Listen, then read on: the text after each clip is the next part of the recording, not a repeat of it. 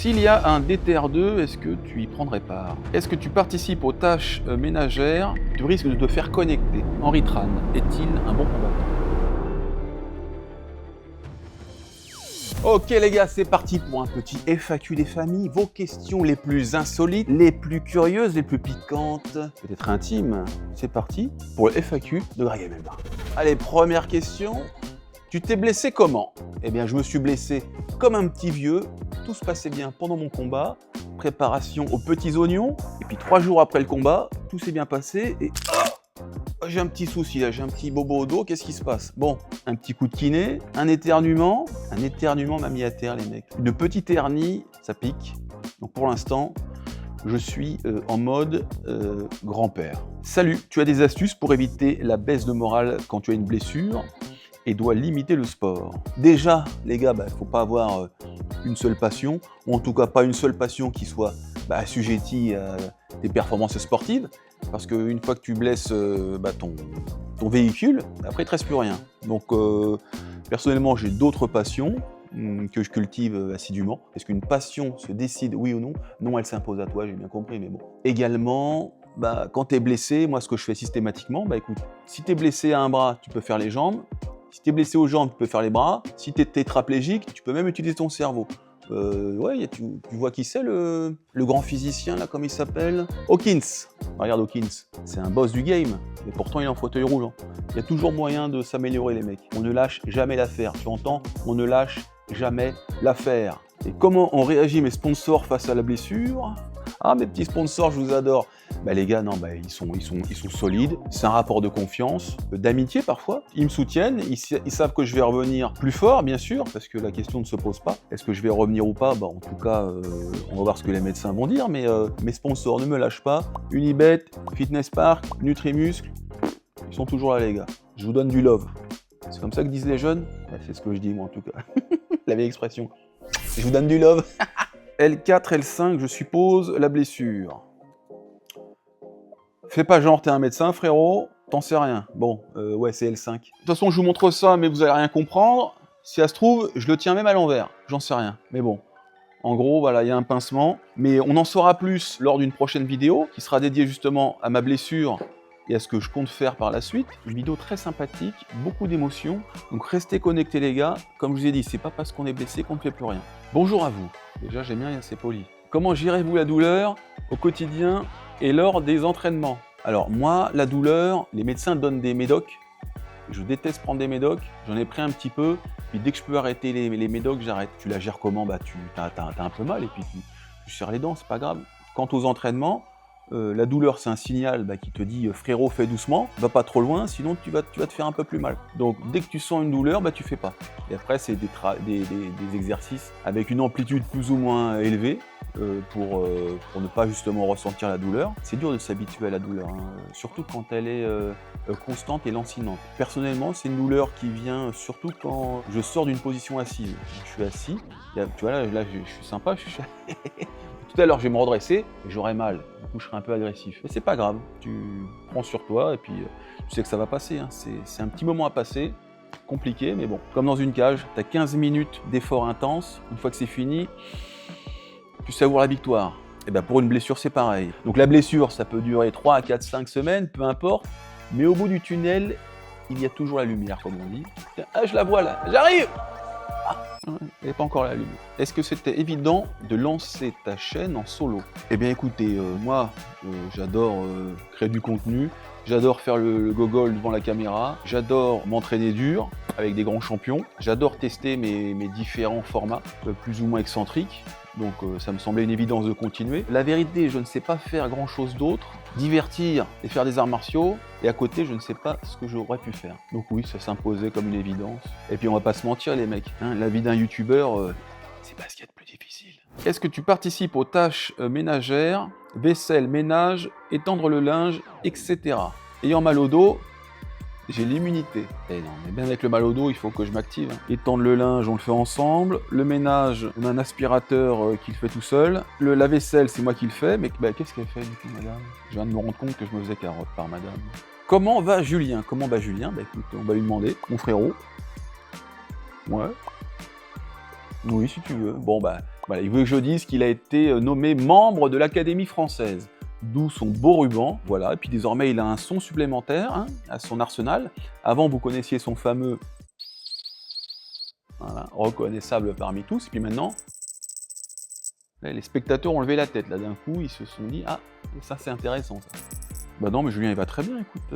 Il supporte pas là, les hautes chaleurs, donc là, il y a eu une canicule à un moment. Si tu le mets en plein soleil, après, il couine plus très bien. À quand un Greg Tour, stage initiation pour débutants ou perfectionnement pour confirmer, à quand les gars, je donne des stages déjà toute l'année dans toute la France. J'en profite pour faire un peu de promo, parce que je ne fais pas très peu de promo à ce propos, mais j'adore partager mon enseignement à travers différents stages dans toute la France. Donc si vous voulez prendre un stage avec moi, eh bien sortez votre chéquier. 2, surtout, vous envoyez un message à l'adresse mail qu'on vous met ici, gregmma@gmail.com. Comme ça, on va vous répondre. C'est pas moi qui vais vous répondre, hein, mais on va vous répondre, et puis c'est avec plaisir. J'adore vous rencontrer, les gars et les filles. Toujours un bon moment de partage. J'ai des petits trucs secrets à vous apprendre, vous kiffez à chaque fois. Voilà, donc le Greg Tour, c'est toute l'année. C'est juste frérot que t'es peut-être pas au courant. Es-tu bricoleur? Non, parce que j'ai un voisin qui excelle en ce domaine, et quand tu as un voisin qui excelle dans le bricolage, fais-toi ami avec lui. Absolument, il va te sortir d'une tonne de galères. Salut Cricri, toi mon frérot, je te kiffe. Hein, parce qu'il m'a sorti de la panade à moult reprises. Tu te fais vieux. Bon, en fait, tout le monde vieillit à la même vitesse. À moins que tu sois dans un référentiel non newtonien, c'est dur à dire. Donc ouais, mais tout le monde vieillit, il suffit d'attendre les mecs. Hein. Donc ceux qui me disent tu te fais vieux, bah ouais. Attends un peu mon frérot, tu vas voir, ça va t'arriver très vite dessus. Ouais, d'ailleurs, profitez bien les jeunes pour kiffer votre vie, parce que ça passe vite. Moi, je continue à la kiffer, donc je me plains pas, mais je considère qu'on est vieux quand on n'a plus envie. C'est pas les cheveux blancs, c'est pas la perte musculaire qui fait que tu deviens vieux, c'est ton manque d'envie. D'accord. Ça passe aussi par une baisse de la testo, tout ça, les hormones qui partent en sucette. D'ailleurs, vous voyez que les anciens, on les regarde et puis on se dit, ils font pas grand-chose, ils se perdent un petit peu.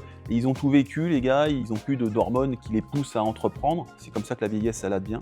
Donc personnellement, j'essaye de maintenir des taux hormonaux optimum, justement pour garder ce désir d'entreprendre. Et quand vous pratiquez les arts martiaux ou la musculation comme je le fais, voilà, on a tendance à produire de la testostérone, on est face à des environnements à la fois anxiogènes et durs. Votre corps il réagit en conséquence. Et pour l'instant, non, je ne me fais pas vieux, je suis encore capable de casser des gueules. Est-ce que tu as des passions à côté du sport? J'adore le poker, j'adore rire, même si c'est rare que je ris, j'adore ça. La philosophie, bien sûr, ça vous le savez normalement. Est-ce que le papy des rings a encore des crochets à distribuer? T'as vu que je suis pas très crochet, moi. Et pourquoi je suis pas très crochet? Parce qu'il faut être à mi-distance. Et à mi-distance, tu risques de te faire connecter. Moi, je veux garder un visage relativement propre, ainsi qu'un cerveau fonctionnel.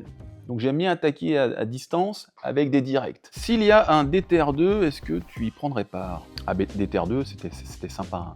La boxe anglaise, c'est pas ce que je préfère, mais l'ambiance de folie, le monde partout, il y avait quelque chose d'électrique dans cette organisation. En plus, voilà, c'était que des créateurs de contenu, des streamers qui participaient à cet événement. Ça a fait un bruit de malade mental.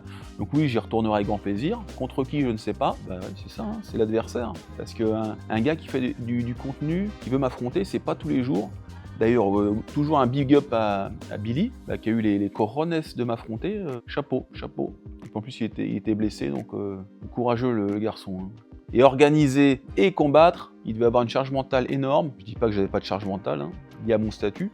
Si je perdais, j'étais un petit peu... On m'aurait montré du doigt. Non, tu l'aurais fait, donc ne me mens pas. D'accord ? Bon, on vous connaît les mecs. DTR2, je suis chaud. Envoie-moi le contrat et je le signe. Madame Greg MMA est à l'aise en sachant que tu pars faire la guerre sur les octogones? Absolument pas. Madame MMA est en panique quand je combats. Par contre, on dirait une hystérique. Hein.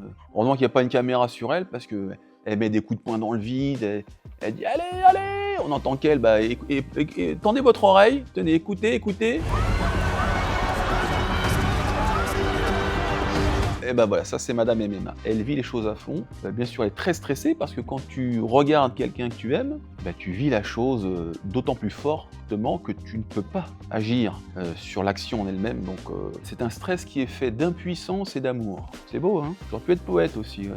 Ouais, tu veux que j'écrive un recueil de poésie? Certainement pas. Alors tu mouilles la brosse à dents avant ou après avoir mis le dentifrice? Parce qu'il y a des gens qui mouillent la brosse à dents après avoir mis le dentifrice. C'est très bizarre, ça, c'est très bizarre. C'est comme ceux qui mettent les céréales après avoir mis le lait. Alors, autant je suis quelqu'un de très tolérant, mais là non, faudrait... non. Il y a des lois qui devraient passer pour interdire ces choses-là. Cette vidéo vous est proposée par Nutrimuscle. Nutrimuscle, moins 5% chez tout Nutrimuscle avec le code GREY. Ashwagandha, impossible à dire, du ZMB, du zinc avant de se coucher, pareil pour la testostérone, c'est magnifique, et la créatine, indispensable pour les efforts de courte durée, qui permet une bonne hydratation intramusculaire. Et soyons honnêtes, tu préfères commenter ou combattre maintenant? T'es un fou. Quel commenter? Non, c'est rigolo commenter. C'est 1000 fois mieux de combattre. Ah, par contre, ça fait 1000 fois plus flipper, hein. Ça c'est sûr. Donc, t'es dans ton canapé avec tes chips, t'es en train de commenter, c'est facile entre guillemets. Commenter, c'est pas si facile que ça, bien sûr, c'est quand même un exercice compliqué. Pour preuve, il y a des pros pour ça, hein. Je pense à Antoine Simon, Taylor Lapillus, qui sont d'excellents commentateurs, Michael Lebou effectivement aussi, Lucie Berthaud, qui sont très bons dans les commentaires, tout ça. Mais moi, je préfère combattre. Mais j'aime bien commenter, donc RMC Sport, si vous voulez m'embaucher pour ça, pourquoi pas de temps en temps. Tu penses quoi de Nassourdine Imavov et de la plupart des prospects français? Nassourdine, moi je l'adore. Il y a des années que je vous le dis. Ce que j'aime bien, au-delà de ses performances de combattant, c'est son état d'esprit. C'est un guerrier, là. Il lâche rien, il est froid, boum boum, il fait le boulot. Il n'a pas un wawa comme ça. Par contre, faut pas le faire chier. Parce que sinon, il est très bon en anglaise, défense de lutte magnifique, un bon sol. À lui, c'est catastrophe. C'est le pire que je pourrais combattre, ce serait un gars comme Nassourdine.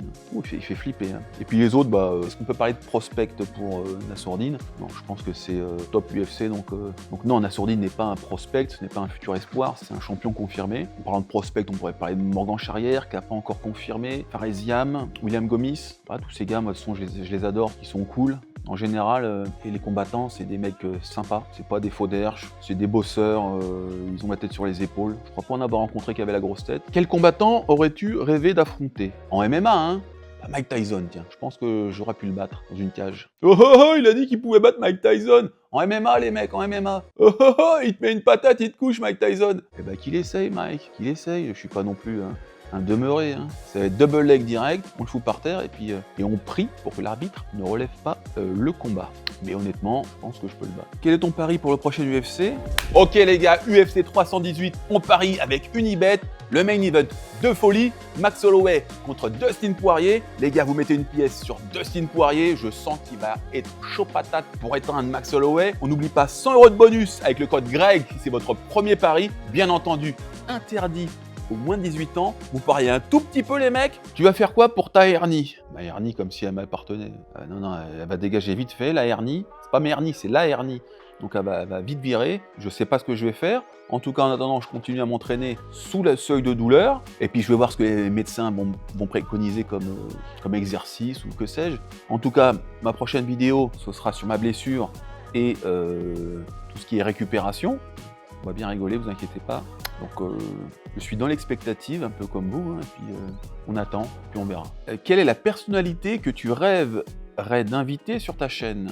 Ma chaîne YouTube, créée depuis 1 an, la fameuse chaîne Greg MMA, 88 000 abonnés, c'est un scandale. Autant vous dire, mon frérot, tu t'abonnes tout de suite. Tu mets la vidéo en pause, tu cliques sur abonne-toi, et il me faut les 100 000 là, les gars. Oh, moi je veux le truc YouTube. Il faut être sérieux un petit peu. L'invité que je rêverais d'inviter, c'est redondant comme phrase. Ce serait ce bon Francis. John Jones, Georges Saint-Pierre, Mike Tyson. Après ce qu'il a entendu, Mike, il va peut-être venir d'ailleurs. Fedor, ça en fait beaucoup, hein. Mirko Cro Cop, Royce Gracie, ça en fait du beau monde, hein.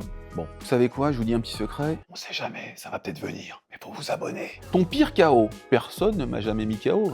Vous êtes sérieux quoi? J'ai pris des KO techniques, mais pas des KO. C'est-à-dire que l'arbitre arrête le combat parce que tu te fais rouer de coups. Petite précision, car je ne suis pas un menteur, pour ma première carrière, j'ai abandonné sur Ground and Pound, ce qui est une honte pour un combattant. C'est-à-dire que le gars me tapait et j'ai fait arrête. Je n'avais plus le mental. Et le mental en combat, surtout en MMA, dans des combats de cage, c'est prépondérant. Donc j'avais plus le mental, j'étais plus assez chaud bouillant, même si en face, c'était Gegard Mousasi, un des 5 meilleurs middleweight de l'histoire, j'ai abandonné un petit peu vite ma foi. Surtout que j'avais bien commencé le combat, je l'ai revu 17 ans plus tard, il m'a avoué que j'étais plus fort que lui à l'époque. J'aurais peut-être pu aller à l'UFC, hein. On s'en fout ça, on s'en fout. Ce qui est passé, j'ai fait mon max. Quelle est ta plus grande peur, ta plus grande phobie? C'est la phobie des papiers administratifs. Tout ce qui est administratif, alors je le mets dans une corbeille et chérie, s'il te plaît, merci. C'est pas très chevaleresque, mais comme beaucoup d'hommes, on ne sait pas faire. Comment ça s'appelle? Ça s'appelle de l'incompétence fin. On fait semblant de pas savoir pour que quelqu'un d'autre le fasse à notre place. Désolé les mecs, j'ai donné un de nos plus grands secrets, cette fameuse incompétence fin. Ça t'arrive des jours avec 0 sport? Ouais, bien sûr. Une fois par semaine, minimum, rien du tout. Et puis quand je sens que le corps fatigue, on peut aller jusqu'à 2 à 3 jours sans sport, hein. C'est assez rare ma foi. Ça tourne entre 1 et 2 jours sans sport. J'estime que l'envie vient avec un peu de manque. C'est très platonicien de dire ça. Mais c'est ça en fait, hein. Si tu as tout le temps quelque chose qui t'accompagne, au bout d'un moment, t'en viens à te lasser. Donc, parfois, il faut prendre un petit peu de distance avec les choses, quelles qu'elles soient d'ailleurs, et le goût d'y retourner revient spontanément. C'est quelque chose de très classique. Et pour le sport, c'est ce que je fais. J'ai réussi à dire le mot platonicien dans cette FAQ. Est-ce que tu penses être un bon coach? Alors je pense être un excellent pédagogue. Par contre, en tant que coach, il me manque de la dureté, de la distanciation vis-à-vis des élèves. J'ai tendance à être trop copain-copain. Ça m'a joué des tours. Quand t'es copain-copain, c'est comme avec les enfants, ils ont du mal à te craindre, entre guillemets. Il faut qu'il y ait un rapport hiérarchique franc entre son coach et son élève. Et ça, j'ai du mal, parce que je suis quelqu'un de sincèrement empathique et qui aime les gens. En tant que coach, c'est pas bon. Il faut être beaucoup plus dur. Par contre, pour tout ce qui est transmission des techniques et de la tactique, là, je suis une machine. N'oubliez pas, si vous voulez des stages, on vous remet le lien ici. Tu crois que je sais pas faire un placement de produit, quoi? Henry Tran est-il un bon combattant? Déjà, il ne lui manque rien pour être un bon combattant. C'est un bon combattant. Néanmoins, Henry manque d'agressivité et de puissance. Donc c'est pour ça que je l'ai dirigé naturellement vers la musculation, pour qu'il acquiert quelques kilos supplémentaires qui lui permettraient, surtout dans les phases de grappling, de s'imposer un peu plus fermement. Voilà, il est un petit peu léger de ce point de vue-là. Par contre, techniquement, c'est quelqu'un qui aime ce qu'il fait. C'est un vrai passionné des arts martiaux. C'est pas un gars qui s'improvise combattant ou artiste martial. On est loin d'un mec qui fait ça pour le buzz. Donc bravo à toi Henry. Je suis très fier de t'avoir comme élève, et ouais, c'est un bon combattant. Cuisine-nous ton combattant ultime, choisis chaque membre, skills, peu importe le sport. Compliqué ça. Mais bon, allez, on y va. L'anglaise de Tyson, les coups de pied de Crocop, la lutte de Khabib, le sol de Gordon Ryan, l'agressivité de Wanderlei Silva, le cardio de Nick Diaz. Voilà.